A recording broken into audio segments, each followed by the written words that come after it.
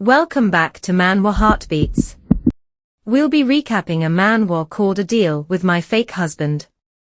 Don't forget to subscribe, it helps us a lot. Enjoy. Like it was just yesterday, when she picked out her wedding dress. Tonight is her wedding night, and she wonders if the slip of the gown is too thin. In the book Erica gave her, she read that a bride should wear something special on her wedding night to please her husband. What if Tiberius doesn't like it? She thinks maybe she could change into something else. Just then, she hears a man calling her name. Elysia, he says, sounding a bit sorry for making her wait. He looks at her dress and says he's never seen a bride wear something so beautiful before. He asks if brides are really supposed to wear such lovely clothes on their wedding night. Elysia nods and tells him, yes, it's pretty normal. He smiles and says it's cute how she's blushing. Then he reminds her that she promised to teach him what happens on the wedding night. She agrees, saying they should start with a kiss. They lean in and kiss, and then she tells him he has to be gentle while touching her so he doesn't hurt her. She thinks that's what the book said to do. He asks her to show him how noble people act and how men and women love each other. Elysia tells him she'll teach him everything she knows. She adds that whatever happens to him, he has to promise to stay alive, because that's part of their marriage contract. That's why she hired him in the first place. The lady mentions hearing that Elysia has had 4 husbands die on her and wonders if she killed them all herself. The other person warns her to be quiet or Elysia might hear, but she dismisses it, saying people already call her a witch who devours her husbands. Erica asks Elysia if she's okay, and Elysia replies that now they are home, Erica doesn't need to help her walk anymore and should go handle her chores. Elysia wants some time alone to rest, and Erica agrees, leaving her. Elysia thinks about how she's been married 4 times, and all 4 of her husbands died, each for different reasons, but all of them died exactly 1 year after marrying her.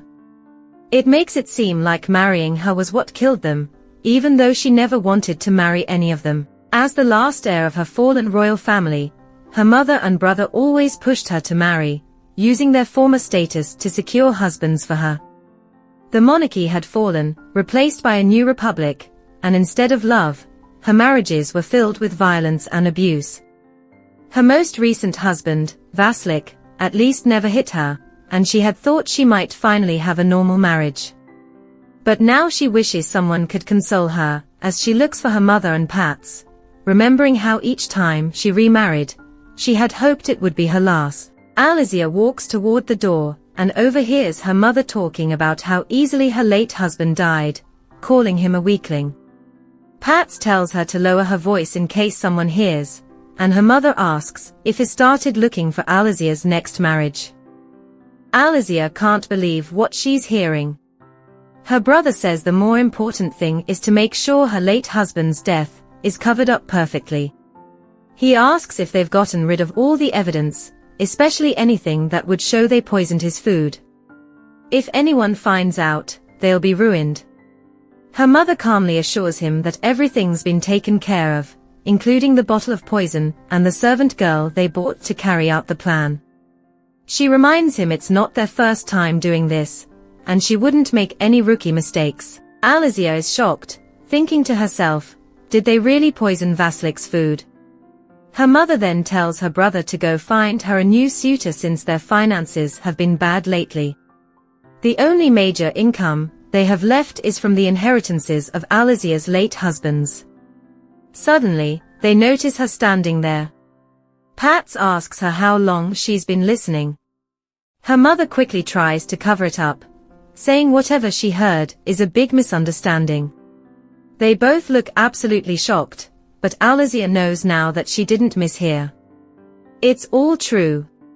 She calls them liars and murderers. Her mother tries to calm her down, saying it's not what she thinks, but Elysia pulls away, telling her not to touch her.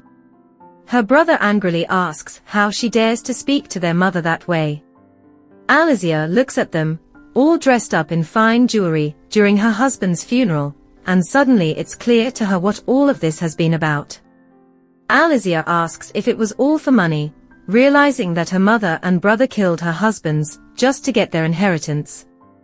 They used the money to live lavishly, turning her into the husband-eating witch people talked about. Her brother shrugs and says everyone dies.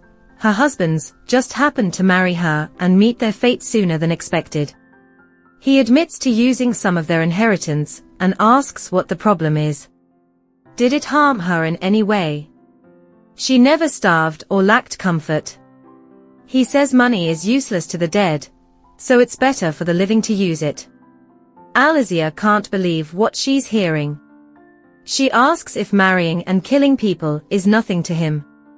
Why didn't he do it himself instead of making her suffer? He tells her he needs to remain innocent and spotless, because he has to be ready for the day he regains the throne. Elysia wonders what he's talking about. The Republic is in full control, and the movement to restore the monarchy is fading. She realizes her brother has sacrificed her all this time for his foolish dreams of becoming the perfect king. Her brother then asks if she actually feels sorry for her husbands, reminding her that they always beat her and never treated her with respect as a woman. He says she should be thankful that they ended her suffering. Elysia is stunned and asks if he knew everything that was happening to her. She thinks about how hard her brother tried to cover up her miserable marriages. Her mother speaks up, saying that whenever she saw Elysia bruised and swollen from Donnison's beatings, or when Nic abandoned her on their first night together to find a lover, her heart ached for her. Elysia, furious, asks if her mother knew all of this and just pretended not to. Her mother brushes it off, asking what it matters now. Elysia can't believe it and asks if she's supposed to just let it go, after they made her life a living hell. They killed innocent people, just for their inheritance, and her mother sold her off 4 times. Elysia asks how they could do something so cruel to her. Pats tells Elysia to stop pretending she's innocent. He says all 4 of her husbands died, and she didn't suspect anything at all. Elysia responds that they tricked her. How could she have known? Pats insists it's enough. She talks as if they've done something really bad, but he thinks she's not in her right mind, probably because of everything that's happened to her. He suggests she should spend some time in the countryside. The fresh air might help her feel better. Elysia thinks to herself that they are trying to make her look crazy so they can lock her away. She tells them they are both mad. Her mother reminds her that her husband has been dead for a whole year, and says she needs to rest and let them handle things. All night, Elysia feels overwhelmed with guilt and betrayal from her mother and Pats. She knows they will keep doing their deceitful acts. Now that she knows the truth, they will hurry to cover their tracks. She realizes she needs to think of a way to escape from them and find a way to punish them for what they've done. The next morning, Erica sees Elysia and asks where she's going since they haven't finished the funeral yet. Elysia replies that she has somewhere to be for a little while and tells Erica to take care of things while she's gone. She thinks to herself that her mother and brother aren't around, and this is her only chance to leave. She adds that she will contact her when she arrives at her destination. Erica offers to go with her and leave the household in butler Chris's hands, but Elysia says she can't trust anyone here except her. They grew up like sisters, and Erica is her only ally, so she decides to leave. Elysia steps out into the village and approaches a carriage driver, asking for a ride to Calvra. The man hesitates and asks if that's the place where the pagans live. He says he doesn't go there. Elysia tells him she will pay him 10 times the regular rate. He raises his eyebrows and says that's a different story. Curious, he asks why she wants to go to such a dangerous place. Elysia replies that she's going there to right a wrong, and that's how she plans to reclaim her life. 10 years ago, Calvra was labeled as a cult and faced heavy persecution. Many believers were forced to hide, and most of their temples were destroyed. Many followers died, and only a few places of worship still stand today. When Elysia was little, Pats became deeply involved in the Kalvra religion. He would bring other believers into their home and urge her to pray with him. She was scared of him and would pretend to pray, listening to his cries beside her. She remembers hearing him say that the revolutionaries stole their land and wealth, and that it should be returned to them. He also wanted revenge for the deaths of his grandparents and father. Now, years later, Elysia can't believe she's here of her own free will. She knocks on a door, and a man opens it, saying, God's dice has been rolled, and asks if she will follow his word. She answers yes and asks to see the high priest. She recalls that this is the proper Kalvran greeting. The man lets her in, and she follows him inside to meet the high priest. The high priest asks her what she feels from them. As she begins introducing herself, the priest tells her not to bother since she'll forget anyway. She should just say why she's there. Elysia thinks about how Kalvra was labeled a cult for the same reasons Pats was so devoted to it. She finally says that she wishes to turn back time. There were rumors that the Kovars could control time, spreading fear and awe among people. The high priest tells Elysia she's come to the right place. Elysia wonders if what Pats used to say was true. He always told her they would soon get everything back, that he would take them back to the past and restore things to how they used to be. But for some reason, he failed, and in his disappointment, he left Kalvra. At the time, she thought it was all nonsense. Now, she's not so sure. After all, she's here, searching for the same thing. Whether it's real or fake, she needs to know. She tells the high priest that she will pay them generously. But in her mind, she knows she doesn't have much time left. Soon, her family will send her to a mental institution. The high priest replies that she doesn't need money. It's possible to turn back time, but success isn't guaranteed. Elysia asks what she means, and the priest explains that many have come to them with the same request, but no one has succeeded. If it was so easy, why would they still be treated this way? Elysia starts to wonder if this is all a scam, but the priest tells her to calm down. It's not impossible, but it requires her complete faith, her strongest desire, and her most precious memory. If she is worthy, she will succeed. Elysia thinks to herself that she doesn't have a precious memory to offer. Her life has been empty and meaningless. She's lived quietly, only known for having royal blood, but at the same time, her life has been controlled by the shallow dreams of her mother and Pats. As she got older, she attended countless balls she didn't want to go to, and it wasn't until after her marriages that she realized how hollow her existence was. The high priest tells Elysia they have a deal and gives her a bottle. He explains that when she's ready, she needs to go to a place that means a lot to her and drink what's inside. Elysia feels unsure and says she doesn't have a special place. The high priest insists she should think harder. If she doesn't, the potion won't work. After all, she sold her most precious memory, and it would be a shame to fail now. He wishes her good luck and blessings from Kalvra as she leaves. Elysia walks away, thinking about whether anything can really count as special for her. She follows a path through the forest where she grew up. After a while, she sees a cabin that a hunter used to own. She feels a rush of relief that it's still there. Whenever her mother and brother scolded her, she would run to this cabin and cry until evening. It was always comforting, because someone would come and tell her not to cry. He would ask her if someone had upset her again. Elysia tries to remember who that person was. She can't picture his face, but she knows it was the first time anyone had shown her kindness without wanting something in return. She wonders if this place can help her take back her life. What if she fails? She tells herself not to hesitate. She has nothing left to lose. With that thought in mind, she drinks the potion. Suddenly, the bottle breaks. Everything goes dark. She can't see anything and wonders what is happening. Is she going to die here? Just then, a young man walks in and tells her to open her eyes. She wonders who he is.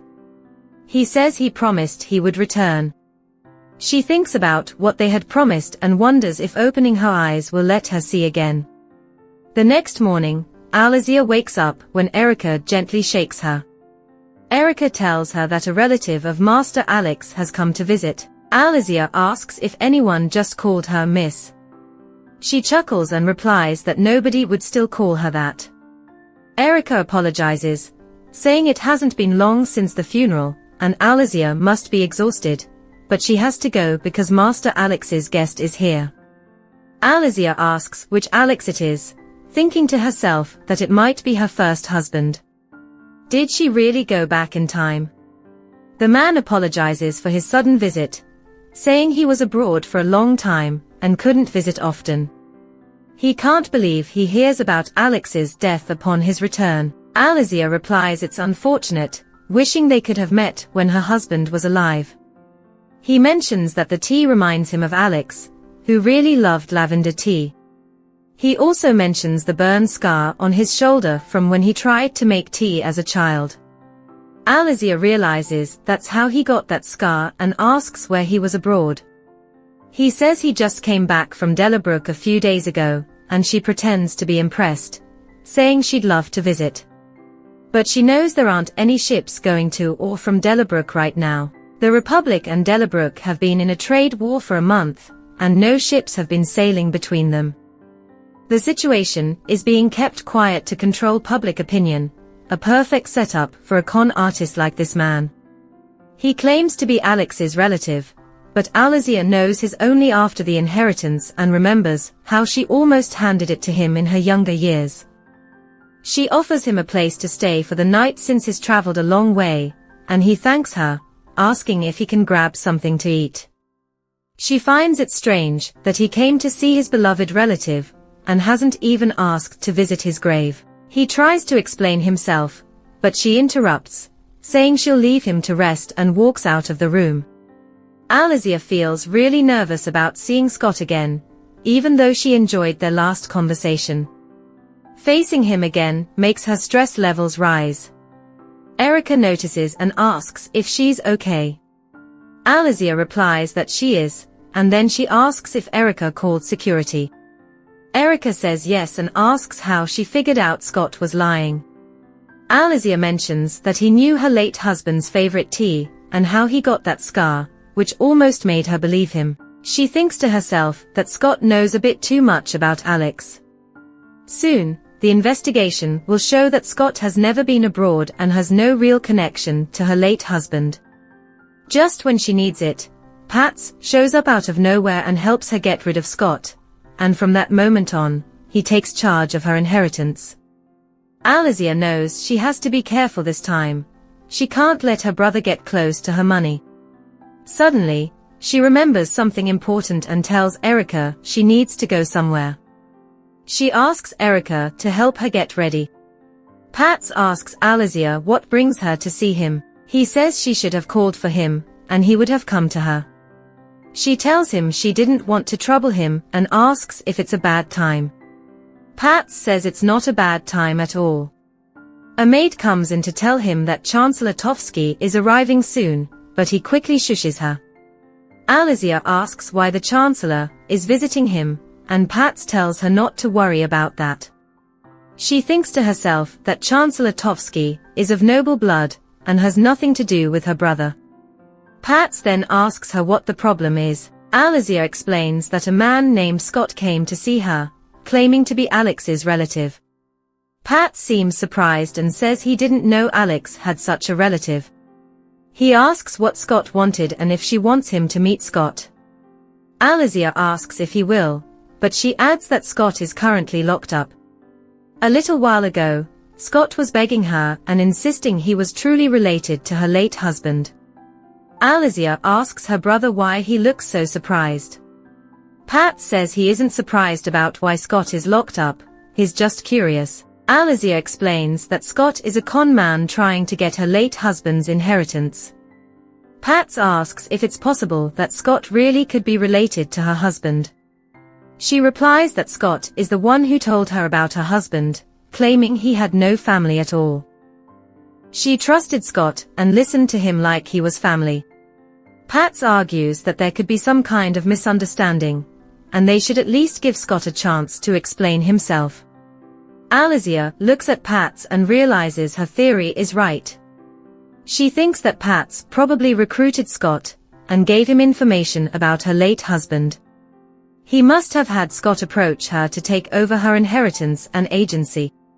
Elysia says there's no need for that because once they get a copy of the investigation report, they will find out how a con man suddenly showed up at her door. Pats asks if an investigation is really necessary. Elysia insists that Scott deserves to be punished for his lies, and that means they need an investigation. Pats wonders why an ordinary old man would get involved in such schemes. Elysia says it sounds like he knows Scott well, but Pats says that's not what he meant. Elysia insists that she can't let Scott get away with this. She will make sure no one dares to touch her late husband's inheritance. Pats agrees, and she feels pleased that he's on her side. In her mind, she thinks that she finally made him back down. He usually looks down on her, so this feels like a victory. Elysia says she's going to leave now, and Pats asks if she's already going. As she walks out, the maid tells her goodbye. Elysia says goodbye and then asks the maid, Joanna, why her brother is meeting with the Chancellor. Joanna explains that Pats has been involved in some charity work. Elysia finds it hard to believe, but hears that her brother has changed a lot. She thinks to herself that it's impossible. Trash dug out of the garbage still stays trash. The carriage driver asks Elysia where she's headed next. She tells him she's going home, but thinks to herself that this will keep her mother and brother quiet for now. She knows they will try to marry her off again soon. Then she notices a ring and starts thinking about getting married again. Elysia decides she can make the first move before they do. The driver asks her what she means. Elysia says she's not going home after all. Instead, she tells him to take her to the Dealaway Trading Company.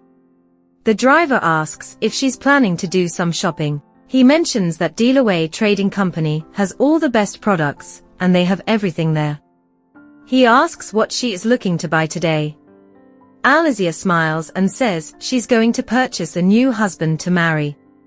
The Dealaway Trading Company is the best place to go for all the important information in the empire. People go there to run all kinds of errands. Their slogan is, "Trust us with every request and problem," and they promise they can find anything and solve every issue. The carriage driver tells Elysia that she received a telegram. She asks him where it's from, and he says it's from Dealaway Trading Company. Elysia thinks to herself that it's finally here. A week ago, she visited the Dealaway Trading Company.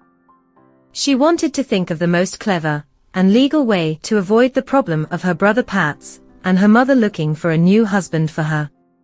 So, she told them she was looking for a husband to enter into a contractual marriage. Elysia thanks Chris for delivering the telegram. She opens it and sees that her request has been successfully received. They invite her to a masquerade ball at Virtue Salon that will happen in 2 days. There, she will meet a man known as the Bull, and she will attend the ball masked as an owl. Elysia feels excited and thinks to herself that she has done it. It was easier than she thought. She calls Erica and tells her to pick out a dress for the masquerade ball. Erica asks what masquerade ball she is talking about. Elysia adds that she'll need an owl mask and thinks about how she is really taking control of her own life this time. Meanwhile, Mrs. Beatrice, Elysia's mother, talks to Mrs. Orlando. She asks if Mrs. Orlando is urgently looking for a husband for her daughter. Mrs. Beatrice replies that what happened to her daughter is terrible. Elysia was only married for a year, and Mrs. Beatrice thinks about how lonely she must be. She mentions that she introduced Elysia to Alex, who was such a reliable and stable husband for her. Mrs. Beatrice tells Mrs. Orlando that she would like her to help find another husband for her daughter. Mrs. Orlando thinks that's very fast, but Mrs. Beatrice says she knows how difficult it is to live as an unmarried woman and insists that she will help her. Mrs. Orlando says she will think about it. Mrs. Orlando thinks to herself that she is only pretending to care about her daughter. She sold her daughter off for money. She thinks about how the princess has already been married once and has such a royal bloodline, so finding a new husband might be difficult. She really wants to find a rich son-in-law as soon as possible, and she thinks that Mrs. Beatrice doesn't realize this. Mrs. Beatrice then remembers something and says she has been so lax about their friendship. She pulls out a beautiful necklace and tells Mrs. Orlando it's a small gift for her since she hasn't seen her in a while. Mrs. Orlando says it's too much, but Mrs. Beatrice insists that there's no need for formalities between friends. Then, Mrs. Beatrice recalls a rich young man from the countryside. Mrs. Orlando asks if he is a noble from the countryside, and if she doesn't like him just because he is not from the city. Mrs. Beatrice replies that, as Mrs. Orlando puts it, they are of royal blood. Mrs. Beatrice agrees that it is true he is a young baron who has already inherited his family's wealth, but she thinks it is unfortunate that he is not a good fit for Elysia. Mrs. Beatrice says she didn't say she disliked him, and Mrs. Orlando replies that it is a relief. However, there is one thing: he has many women around him. Mrs. Beatrice points out that having many women around him only means that he is an attractive and healthy young man. Mrs. Orlando asks if he would be interested in her daughter. Mrs. Beatrice says that Elysia is exactly the type of wife he is looking for. Mrs. Orlando asks what she means, and Mrs. Beatrice explains that he likes quiet women, wise women who take care of the household without saying much. She asks what Mrs. Orlando thinks, adding that Mrs. Orlando can refuse her if she wants, but there are many other women interested in the man. Mrs. Orlando says she will get back to her tomorrow and leaves. As she walks away, she thinks about how dare Mrs. Orlando be so arrogant in front of her and look down on royalty. She thinks once the new marriage works out, she will never have to see Mrs. Orlando again. She likes that the young man is wealthy, but she thinks he is from the lowly countryside and has a flirting problem. She decides to speak about this with Pats, her brilliant son, who is truly all she has. 2 days later at the Verdu salon, the female lead has heard about the masquerade ball, but seeing it for herself now, it looks much more wild than she thought it would be. She asks herself where the man with the bull mask is. Suddenly, a young man approaches her and asks why she is standing all alone. He wonders if she is waiting for someone, and if she's not, why doesn't she spend some time with him? She refuses and tells him to let her go. The young man insists that she shouldn't be like that. He's not a bad guy and just wants to get to know her a little. He asks if it's her first time there and says he likes his women fresh. She tells him to stop talking like that. He offers to escort her around the ball, but just then, another young man wearing a bull mask comes over. He excuses himself and says it seems he needs to look for a new partner, because she has been waiting for him. The young man in the bull mask turns to her and says they finally meet. He takes off his mask to reveal his face. She looks at him and realizes he is the man in the bull mask. He suggests they go somewhere quiet to talk, opening the door to the terrace, which is much better than the loud ballroom. He introduces himself as Tiberius Maxim, the president of the Dealaway Trading Company. She thinks to herself, is he really the president of the Dealaway Trading Company? He tells her he finds it curious that someone like her would want to find a husband through their network instead of finding one on her own. She replies that she couldn't find someone she liked. In her mind, she thinks about how she is just trying to find a husband through a contract and wonders why the president is here to see her. Tiberius says her proposal is quite interesting. He notes that she seems to want a common man with no noble blood, someone who will be happy with his pay and won't try to get more wealth, and someone who would divorce her when the contract ends. She interrupts him, saying he has missed one important point. She wants someone who will stay alive at all costs. Even if something unexpected happens, like an accident or illness, he must stay alive. That is the most important quality she is looking for in her future husband. She remembers that her mother and Pats have killed 4 of her husbands without a second thought in her previous life. She definitely does not want a husband who might die before she even gets to marry him. He agrees and thanks her for trusting the Dealaway Trading Company with her request. He assures her that no matter what happens, he will stay as her husband. She thinks, what does that mean? She asks him if he really wants to become her husband. He explains that first, he is a commoner with no royal blood. He has enough wealth on his own and doesn't need her riches. He has experience with guns and swords, so he is naturally cautious about what he eats and has no health issues. He asks if she needs more explanation, and she says no. She thinks to herself that Tiberius fits the description of what she is looking for. Not only did he just show his strength when that man tried to harass her, but he also has a strong physique and a high title as the president of the Dealaway Trading Company. He has a nice face that catches the eye, but that makes her wonder why he would want to take up this offer. She asks him what he wants in return for being her husband. He replies that he wants to live like a real husband and wife during their marriage. He wants to eat together, sleep in the same bed, teach each other things they don't know, and do their marital duties as best as they can. She questions why they would need to do that. He simply says it's something he wants. She tells him there are plenty of ways to satisfy his curiosity without that. He comments that she seems like a very open-minded person, but he is not. He asks her if she doesn't like his conditions, or if she doubts her own abilities. She reminds him that he must have forgotten she is a married woman.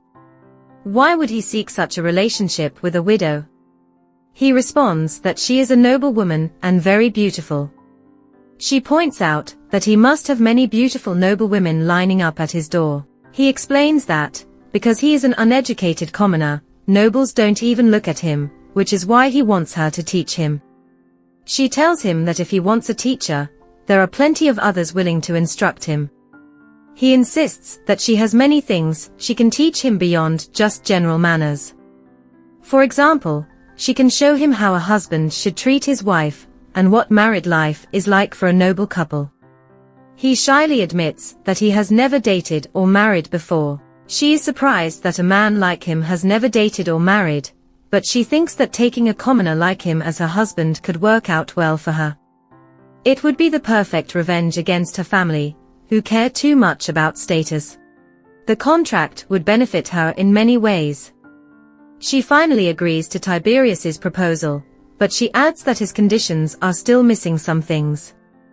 She thinks it's better for her to be clear about everything from the start. For example, she brings up honor. He asks her what she means by that. She explains that if she is going to teach him, she will make sure to teach him well. There is one way he can rise above his common birth and gain power and honor, and that is by becoming a consul. She tells him that this position in the Republic is one that even the noble council of elders cannot fake or steal. Historically, all the consuls have been from noble families since the Republic was formed. She explains that in exchange for their marriage, she will help him reach this position where he will have power over the arrogant nobles. She asks him if that idea excites him. She thinks about how once a commoner like him becomes a consul, Pats's silly dreams of bringing back the monarchy will be crushed. It's the perfect way for her to get revenge. Tiberius says that if she is willing to teach him, he will do his best to learn, and he will not let her down. She feels confident about this promise, but then she wonders where to start. What should she teach Tiberius? She realizes it will be a long road ahead. Just then, Chris tells her that Lady Beatrice and Pats have arrived. Before she begins Tiberius's education, she thinks she needs to handle something else first. Her mother greets her warmly and asks if she has been doing well lately, mentioning that it has been hard to schedule time with her. Elysia welcomes both of them and apologizes for calling them on such short notice. Her mother says she has something important to tell her and suggests they move to the sitting room. But Elysia can't wait and decides to share her news right away. She announces that she will be marrying a common man. If you're eager for the next chapter, drop a comment expressing your interest in a part 2. Don't forget to subscribe and ensure to hit the notification bell to stay updated. Until next time.